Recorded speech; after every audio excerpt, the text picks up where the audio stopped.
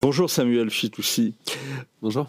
L'une des premières révélations de votre livre est que la raison n'est pas utilisée pour rechercher la vérité, mais pour marquer des points et chercher des confirmations. Oui, effectivement, je m'appuie beaucoup sur des chercheurs comme Dan Sperber, Hugo Mercier ou Jonathan Haidt. Ah oui, alors là, on découvre un continent, faut traverser l'Atlantique, hein, mais un Atlantique mental. En lisant votre livre, il y a plein de chercheurs anglo-saxons. Effectivement, mais figurez-vous que Dan Sperber et Hugo Mercier sont des chercheurs français, mais qui sont beaucoup plus lus dans le monde anglo-saxon. Je pense qu'ils ont vendu beaucoup plus d'exemplaires de leur livre en anglais. D'ailleurs, ils l'ont initialement écrit en anglais, puis ils l'ont fait traduire en français. Ils sont plus connus dans le monde anglo-saxon. Je ne sais pas pourquoi, mais effectivement. Donc je vous conseille de lire votre livre. Peut-être que vous aurez un élément de réponse. mais effectivement, en m'appuyant sur leurs pensées, je montre que la raison humaine n'a pas été façonnée par l'évolution, comme on l'a longtemps pensé, uniquement pour nous mener vers la vérité, mais aussi pour nous permettre de faire bonne figure en société, pour nous permettre de marquer des points sociaux. Jonathan Haidt nous demande d'imaginer deux hommes. L'un raisonne toujours rigoureusement, ce qui l'amène à s'opposer au consensus en vigueur dans son groupe régulièrement, tandis que le deuxième homme parvient plus souvent à rationaliser la contre-vérité à la mode dans son cercle social. Et Jonathan Haidt nous demande lequel de ces deux hommes aurait davantage survécu depuis des dizaines de milliers d'années, lequel aurait obtenu pour ses enfants la protection de la tribu, lequel aurait joui des fruits de la coopération, lequel aurait évité l'ostracisation sociale. Et évidemment, c'est le deuxième homme, celui qui se trompe. Donc c'est d'hommes comme ça dont nous sommes les descendants, c'est d'hommes qui se sont trompés lorsque l'erreur était à la mode et leur permettait d'être bien vus par les autres. Et c'est pour ça que souvent, ça dépend évidemment des contextes, et parfois la raison fonctionne très bien, mais dans certains contextes, on raisonne uniquement pour rationaliser l'erreur à la mode et non pas pour chercher de façon objective la vérité. Vous affirmez à plusieurs reprises que les idées nazies ont été hégémoniques à l'université.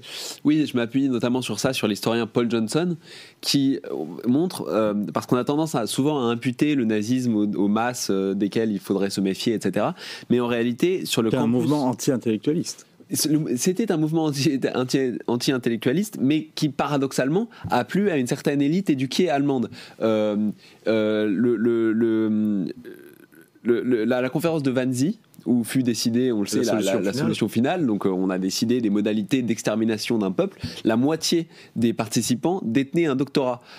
Sur le campus des meilleures universités allemandes, le nazisme était très populaire dans les années 30, comme le rapporte justement l'historien Paul Johnson, ou même comme le raconte Raymond Aron dans ses mémoires, parce que Raymond Aron était à Cologne pendant la montée du nazisme.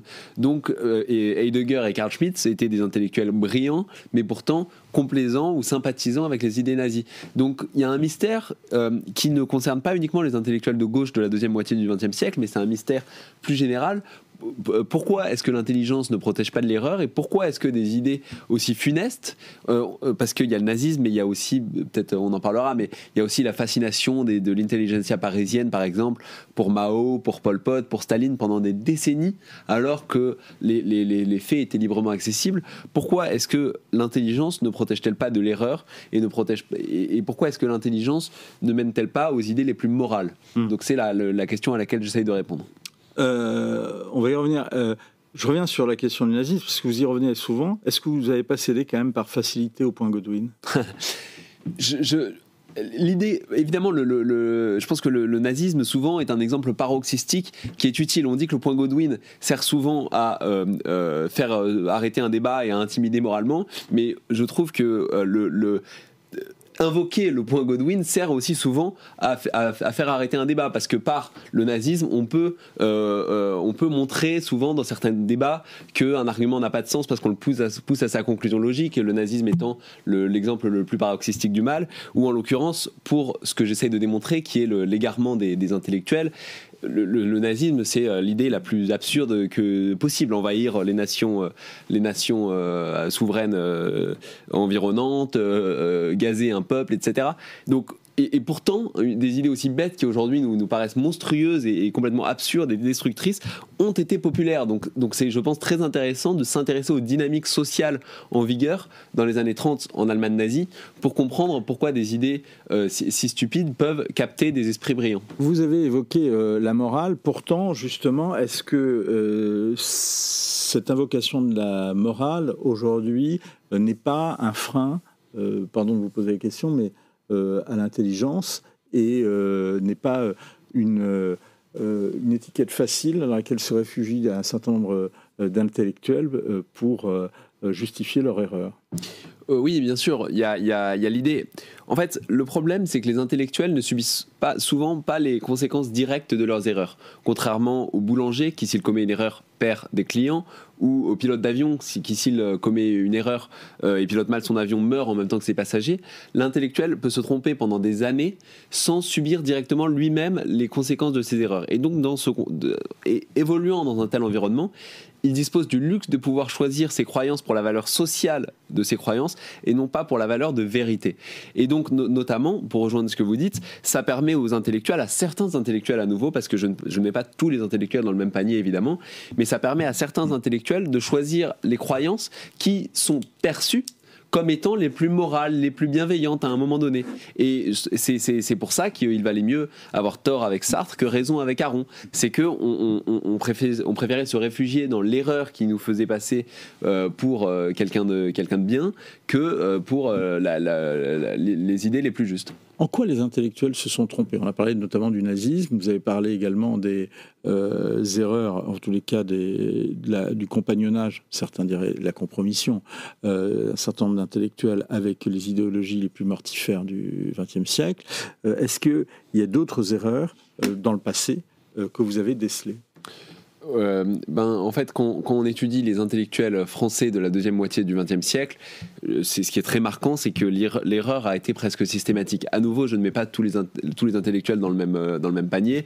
Mon essai est nourri à la pensée d'intellectuels comme George Orwell, comme plus récemment Alain Finkielkraut, ou entre les deux Raymond Aron et Jean-François Revel, des intellectuels qui ont su être incroyablement lucides, libéraux par ailleurs, mais pas que. Orwell n'était pas libéral, donc pas uniquement libéraux. Et donc évidemment, certains intellectuels ne sont pas trompés. Mais quand on regarde les plus grands esprits de la deuxième moitié du XXe siècle en France, Simone de Beauvoir est allée en Chine maoïste, qui était déjà une dictature dans les années 50. Elle en est revenue, elle a écrit un livre de 450 pages à la gloire de Mao, en expliquant que le maoïsme est un humanisme et en expliquant que Mao mettait en place les politiques que mettrait en place n'importe quel régime soucieux du bien-être de son peuple. L'aveuglement a duré très longtemps, a duré une vingtaine d'années, puisque en 1974, Simon Leys publie un livre qui s'appelle « Les habits neufs du président Mao », où il démontre que le maoïsme n'est pas un succès, que le maoïsme fait des millions de morts, des dizaines de millions de morts même, et pourtant l'intelligentsia parisienne lui rit au nez. Le Monde le traite de charlatan, le Nouvel Obs explique qu'il ne sait pas de quoi il parle. Pourquoi justement des journaux, des grands médias n'ont pas porté de crédit à cette étude-là? Je pense qu'une des raisons, c'est l'excès de certitude. Quand on confond nos opinions, des opinions probables avec des certitudes absolues, on cesse d'examiner les faits qui vont contre nos certitudes. Si vous voulez, je pense que le Monde projetait sa certitude que le maoïsme était un succès pour évaluer la fiabilité du livre de Simon Leys, et comme le livre de Simon Leys allait contre ces certitudes, choisissait non pas de réévaluer ces certitudes, mais d'avoir une mauvaise opinion du livre de Simon Leys, alors que un usage correct de la raison aurait dû pousser le Monde à faire l'inverse. Lire objectivement le livre de Simon Leys et réévaluer ses certitudes à l'aune du livre de Simon Leys. Donc je pense que c'est pour ça qu'il faut faire attention à ne pas tenir nos convictions pour des certitudes, à laisser toujours une part de doute en nous qui nous permet de changer d'avis si les preuves contraires s'accumulent. Je reprends la question de la morale. Est-ce que c'est justement pas un frein Est-ce que la morale et le recours trop systématique à la morale n'est pas un frein justement en tout cas à l'intelligence ou en tout cas à la découverte de la vérité? Je pense notamment à une phrase qu'on entend beaucoup dans les médias, qu'on a beaucoup entendue ces 40 dernières années. en tout cas moi j'ai beaucoup entendu, il ne faut pas faire ça parce que ça peut faire le jeu d'un tel, en particulier notamment le jeu du Front National, le jeu de l'extrême droite, le jeu des réactionnaires, ou bien, je me souviens notamment quand Paul Yonnet avait fait son livre sur les origines de SOS Racisme, qui anticipait très bien l'évolution de l'antiracisme et son évolution vers le racialisme. L'événement du jeudi, où le Nouvel Observateur titrait à l'époque « Quand les intellectuels parlent comme Le Pen ».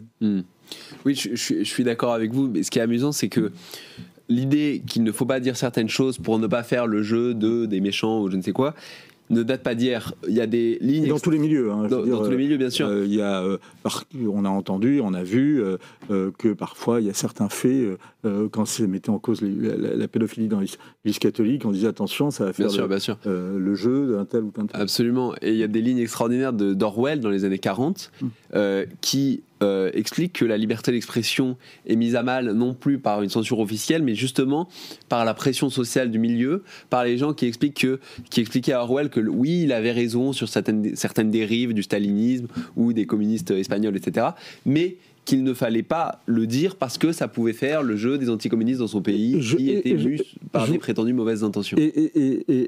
Alors on dit, c'est parfois le réflexe militant sectaire, mais est-ce que c'est pas un effet, entre guillemets, un peu pervers de l'intelligence? C'est-à-dire que la personne intelligente voit les choses et elle voit toutes les possibilités, toutes les ramifications, toutes les conséquences qu'une parole peut dire, et donc justement parfois s'interdit de les dire. Oui, bien sûr, c'est ça. Quand plus on est intelligent, plus on arrive à comprendre les dynamiques du débat d'idées, à comprendre sur quoi se fonde son identité sociale, à comprendre quelles sont les positions les plus à même de nous faire approuver par les pairs et de ne pas faire le jeu du clan adverse, parce qu'il ne faut jamais oublier que l'esprit humain est très tribal. Aujourd'hui, on n'a plus de vraies tribus, de vrais clans, mais on se réfugie dans des clans politiques, des affiliations idéologiques, etc. Et effectivement, plus on est intelligent, plus on sait exactement ce qu'il faut dire et quand il le faut dire pour être valorisé socialement. Et certains emploient leur intelligence. Ce n'est pas cynique, c'est largement inconscient, mais il y a un certain nombre de mécanismes cognitifs qui entrent en jeu dans le cerveau, le biais de partialité qui nous pousse à interpréter une information de sorte qu'elle confirme les postulats auxquels on tient, le biais de confirmation qui nous pousse à remarquer sélectivement certaines opinions, etc.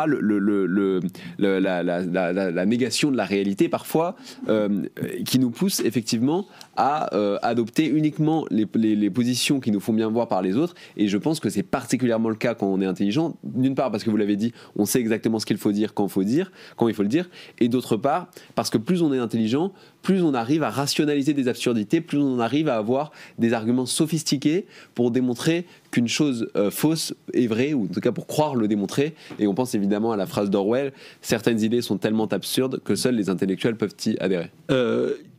Deux réponses très courtes, Samuel Fitoussi. Première chose, vous dites les diplômes universitaires ne sont pas forcément une garantie. Oui, j'ai un chapitre en effet sur l'université dans mon livre.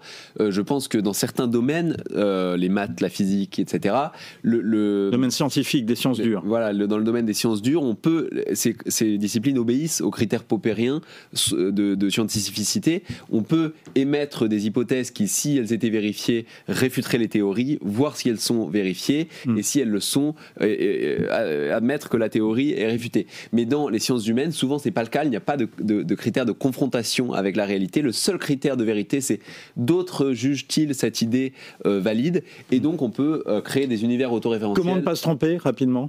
Je pense qu'un ingrédient clé, c'est le pluralisme, toujours être entouré de gens qui pensent très différemment de nous, pour pouvoir être guidé par la vérité épistémique, pour qu'aucune opinion ne nous disqualifie socialement, et pouvoir choisir nos opinions pour leur valeur de vérité et non pas pour leur valeur sociale. C'est un travail absolument magistral. C'est un livre majeur à lire pour comprendre les impostures, le terrorisme intellectuel, et déconstruire aussi certaines déconstructions. C'est surtout un service que vous rendez et que vous rendrez à ceux qui le liront et à qui vous le ferez lire, et en le lisant également. Pourquoi les intellectuels se trompent, c'est aux éditions de l'Observatoire. Merci beaucoup, on se retrouve demain, même heure, même endroit, avec Timothée Delem.